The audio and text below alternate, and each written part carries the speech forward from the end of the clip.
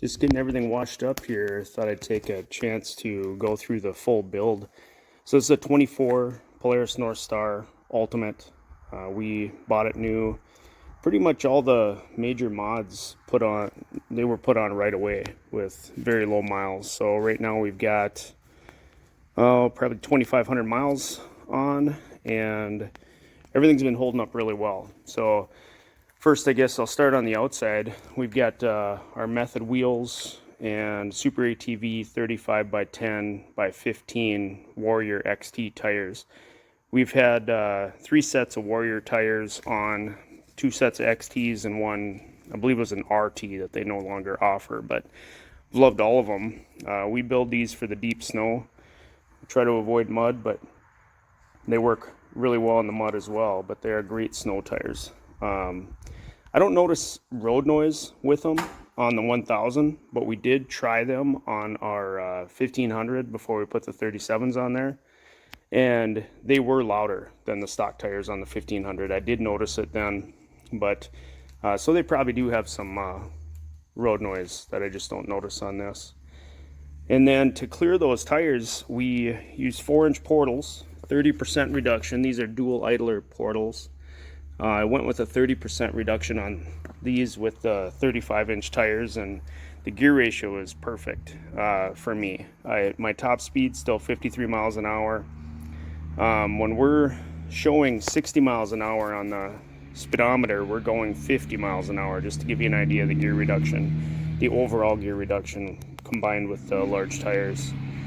Now to clear them in the front, we had to use forward A-arms. So these are SuperATV Atlas heavy-duty A-arms with their Superduty ball joints.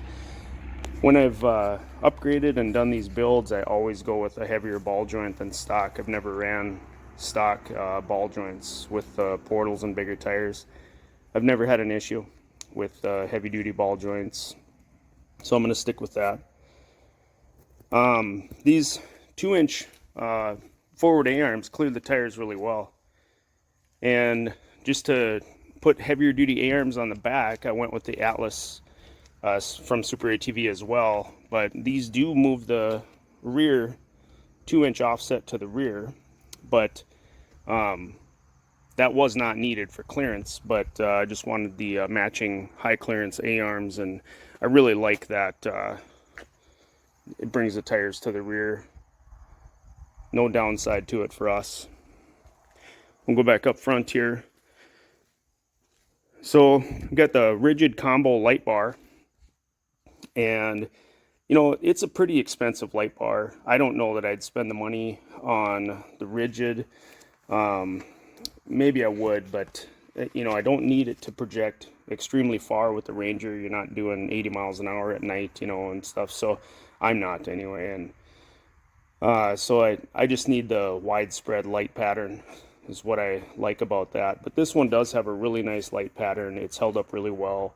I have no complaints at all, other than, you know, there are cheaper options, but I don't know that there are options with better quality. I think they're built extremely well. Factor 55 fairlead. Factor 55 stuff is solid. If you haven't checked them out, they make some really good recovery equipment, and this is a fairlead that I went with. And I went with a different synthetic cable. You can see that in this cable, it's from Bleepin Jeep, and there are loops integrated into the cable, so you can just tie, and then there's a knot at the end, so you can just slip that knot through like a soft shackle. And then you really don't need anything additional, but there is, let's see here, I'll find it. It does come with this loop. Now, we haven't used this soft shackle that it comes with, but it does loop on the end of the knot on the cable, so you don't need a separate soft shackle when you have this. We've just used soft shackles for our recovery so far, just separate soft shackle. And then we did put the front receiver on because these don't have a great spot for a front recovery point from factory, so went with this, the A6 stuff, Agency 6. They've been really good. We've had these on our 2019 Ranger. We've had them on our the rear of our Razors in a 1 1/4 size. This is a 2-inch, and then I go with a stainless steel locking pin for that.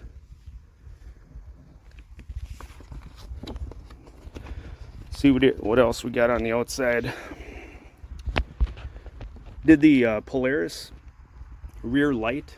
That sucker's bright and it spreads out really nice wide light pattern. I would definitely do that again. And we have the Agency 6 shackle mount on the rear. We mounted our license plate with rivet nuts to the heat shield of the muffler. I like that. The one thing I will add is a light to that license plate. Haven't done that yet, but that's something that it's on my mind. I got to work on that. Oh, another thing I did up front was these things, you know, they come with a 45-pound winch. I upgraded right away to a 6,500-pound winch. I just think that 45 is just too small for these crews, especially when you're built like this and you're trying to pull through deep snow. You're not going to wish you had less power, so just want the biggest winch I could. Of course, we have our side mirrors mount through the body clip hole with a stainless steel bolt like that. It's nice and flush, clean mounting, simple installation, and very solid. We've got videos on our website of us, you know, testing them, like going down the highway and meeting a semi going the opposite direction, showing how they don't have any vibration. Lifetime warranty on those. Let's see, going through my list, see if I forgot anything. One question I frequently get is, you know, the top speed on the portals. So again, I'll say it, 53 miles an hour top speed. When the speedometer is showing 60, we're going 50, just to give you some square numbers to let you know the gear ratio, the final gear ratio on this one. When we ran 32s on our 2019, I did a 15% gear reduction on those, and that was a very similar gear ratio. We did tune the 19 just because we wanted to try everything, and that 19 clutch was so jerky. So I did a lot of clutch work, and I eventually even replaced the primary with a heavy duty one from Gilliman. But we had Gilliman tune that one. We're not doing a tune on this one. We just don't need it. I would like some of the features of the tune, like the, you know, turning the engine fan on at a lower temperature, but we don't need the power. This thing drives through thick stuff, deep snow, drives on the highway, drives really nice. So we just don't need to go any faster than 53. We'll move on to the inside. First thing is the Gilliman armrests. I would recommend them. They're good. The driver one, I think, is in the perfect location for me because you put your arm up on there and grab the steering wheel with that left hand, and it's really comfortable. The passenger one, a lot of people say when they ride in here, they feel like that passenger one could be forward a little bit. Just to, you know, it's a more natural position to have your arm a little bit forward to rest on that armrest. We've got the, excuse me, the intermittent wiper from DM Products. And I was a little concerned about this toggle switch, but turns out this has not been a problem. You know, when the toggle switch is mounted in this location, my knee doesn't hit it. It's too high for that. It just doesn't get in the way. I thought maybe it would get bumped, but it hasn't been a problem. The switch feels really high quality. This is how you turn on the sprayer, and it has, I believe there's 7 positions, and then full on, just like normal. And it's been really good. It was pretty easy to install. You know, you got to get behind the dash, and the switch plugs into an existing plug right there where the original switch was on my model. On other models, it does mount over here. Some other models, you'd have to check the compatibility or the specs on that. We have the Rycomoto turn signal kit. That's another product that we offer. I've used those for many years, so as a customer first, and then now as a dealer for them for the last couple years. They've been a really good product. Now on these, if you have the LED headlights, you do have the option of swapping to their LED headlights that have the integrated turn signal. Otherwise, you have the 3 LEDs that you can use in their standard kit. But the signal switch inside is the same.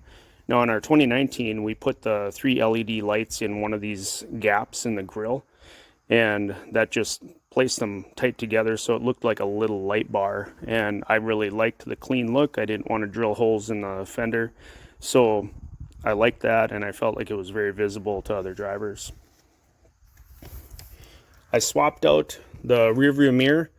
I bought that before we even tried this one. I bought it with the machine, and then because our last rear view mirror, factory one, vibrated like crazy when you go down the road, you could hardly see out of it.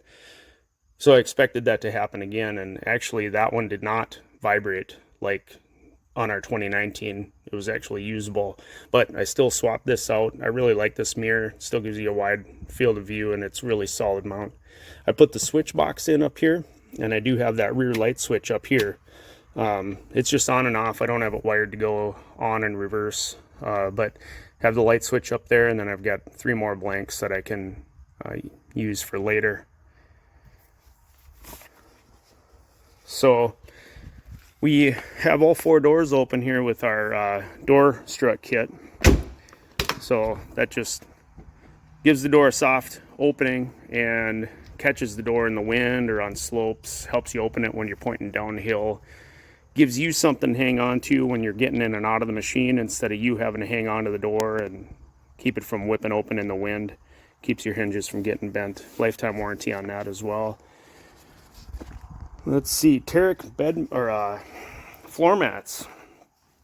I have got the Terick floor mats over here drying, and these are very precisely cut. They fit really well. We've got all 4 of them. And, you know, I thought, you know, why do we need floor mats in something like this? But the floor is actually pretty slick. So when you're getting in and you don't realize that, you know, the floor is a little wet, your foot slips a little bit. I didn't really realize how much the floor mats would help, but they really do. I like them a lot. I will probably get them in every Ranger now. I didn't get their bed mat. I already had the Polaris bed mat, and I do like that this bed mat comes up a few inches on the edge on 3 sides. Then you can run something right up against that, and just protects everything, and easy to clean. So again, I thought, well, why do we need a bed mat in a Ranger? I had it in our 2019. I thought, well, I'll try it out, and now I got it for our 2024, and I like it. Wouldn't go without.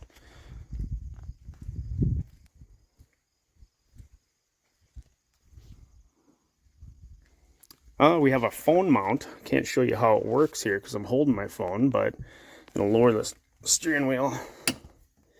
So the phone, I've got the phone mount mounted back far enough, and this is magnetic, back far enough on here to rest the phone on here. So it's not just the magnet holding it on.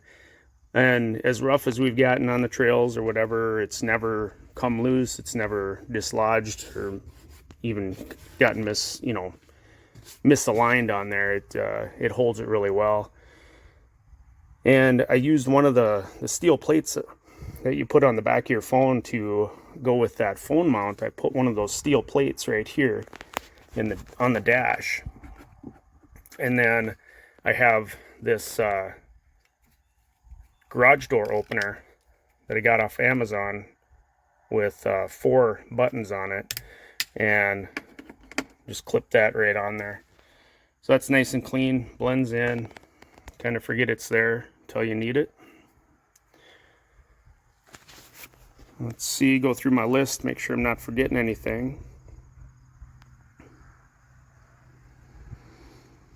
Let me know if you have any questions. Maybe you see something on here that's not stock, or you have questions on it and that I missed. I'll put the build list in the description, so take a look at that, and if that doesn't answer your questions, let me know.